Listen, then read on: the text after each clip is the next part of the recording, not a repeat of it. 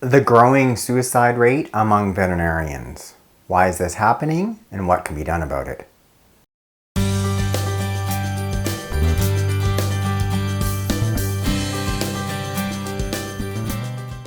Fairly recently, a young, very talented veterinarian from the southern US committed suicide, and it sort of prompted me to make this video, sort of look into this whole issue and maybe shed some light in it for you as a pet parent, for you as a person, as a client who has animals and sees veterinarians on a regular basis, and maybe sort of what our role in it is and how potentially we can help. Currently, veterinarians are facing this mounting debt, graduating, with potentially hundreds of thousands of dollars of debt, are dealing with compassion fatigue, where they're in this helping role, this helping profession, and we as clients, me being a client now, are just putting so much emphasis and value on our animals being a big part of our family, and they're doing everything they can, but just feeling like they're not able to keep up and not able to have this sense of balance. And then at times having to deal with disgruntled pet owners who are taking to social media and potentially saying things that aren't so kind.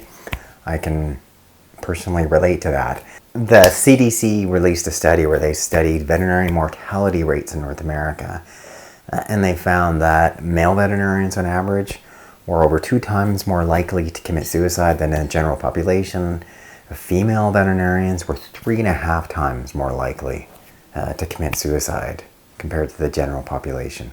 Moreover, they found that 1 in 6 veterinarians have contemplated suicide at some point in their life. So how is this happening? Why is this happening?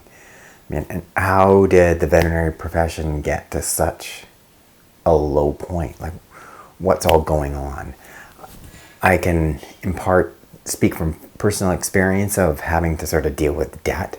I was fortunate to graduate with not near as much student debt as so many veterinarians are today, but even still starting out in a veterinary practice, incurring all that debt to start a practice, it's very consuming, and you can put all this energy into dealing with your staff, into being the best veterinarian possible, giving clients the best care. Especially when you have sort of this softer big heart, you're going to give people discounts. Maybe that's okay, you can make payments. But in the end, you're the one who's responsible for paying that huge debt back, which so weighs on you. So can you imagine being a new veterinarian, graduating, maybe you're getting paid $60,000 a year and you've got a debt of $250,000? It can be so crippling.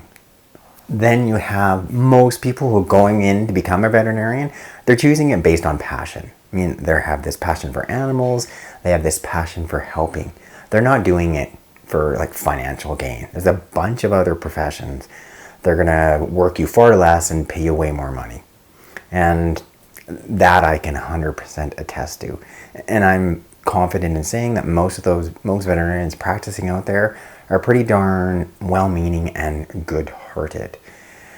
So right now we're in that point where we're putting more and more value on our animals. We've got all these array of new diagnostic tests, all these potential new treatments available. Yet can you imagine, so you're trying to balance all that working as a veterinarian, you're trying to care for all these animals, do the best you can, and not having any balance to your own work-life balance. So you can see how you really can have quote unquote compassion fatigue. You can just burn out with ultimately caring too much. And then you're dealing with certain people. I know it's a very small percent of people that will become disgruntled and take to social media, and then you've got to deal with that. Which is the last thing you want. You put all this. First of all, you're this caring person who values values the work you do. You're doing it because of what you love and not because of financial gain. And then you do the best you can. Veterinarians are human. I'm human. All the vets I know, they're pretty human people people, we make mistakes. And something happens, something gets miscommunicated, someone goes ahead and, puts something up on social media. Then on top of all that, veterinarians are asked to be sort of the ones who also decide whether an animal lives or dies, and performing euthanasia. And it can so weigh on you. You're making that ultimate call. Does this dog live? Does this cat live? Or does this cat die?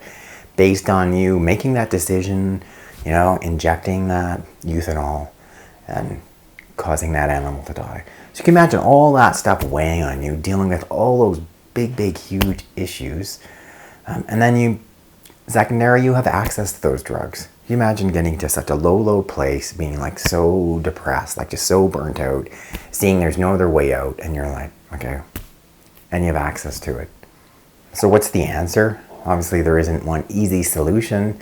Veterinarians need to be more appropriately compensated, and if veterinary fees go up, and that's why they are. Like, they deserve to be better paid so they can actually have a better work-life balance and not have to deal with this huge onerous, student debt or practice debt and not be able to, make those payments.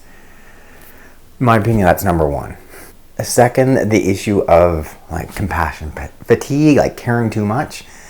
It means we as clients, as pet owners, pet parents, need to, put things in perspective, give credit when credit is due, make sure that we're grateful and thankful that you've got a caring veterinarian.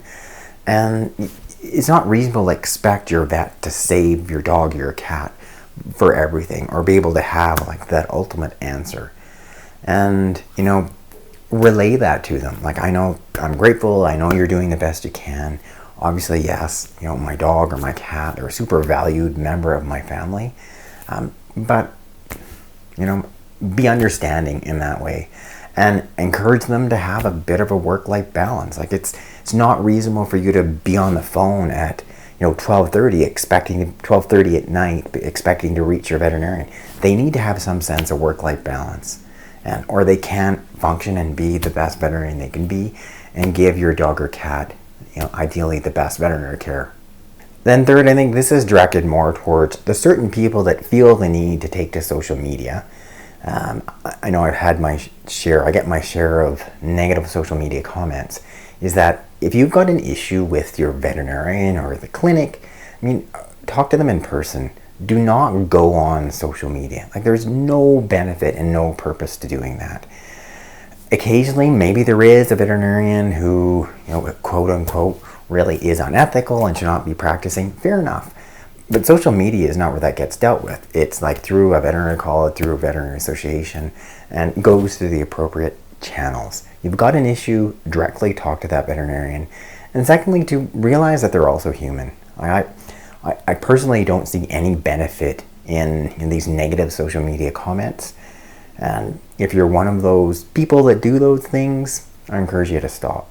Then lastly, maybe a bit of sort of from my point or my perspective, my channel itself is about helping you as a dog or cat owner explore being more involved with your own pet's care, using alternative remedies, and being clearly an advocate for the care of your dog or cat. It is not about slamming or dissing or veterinarians themselves. I think most of you all have a good relationship with a veterinarian or whoever you are using, and my channel and what I'm offering is not about replacing that.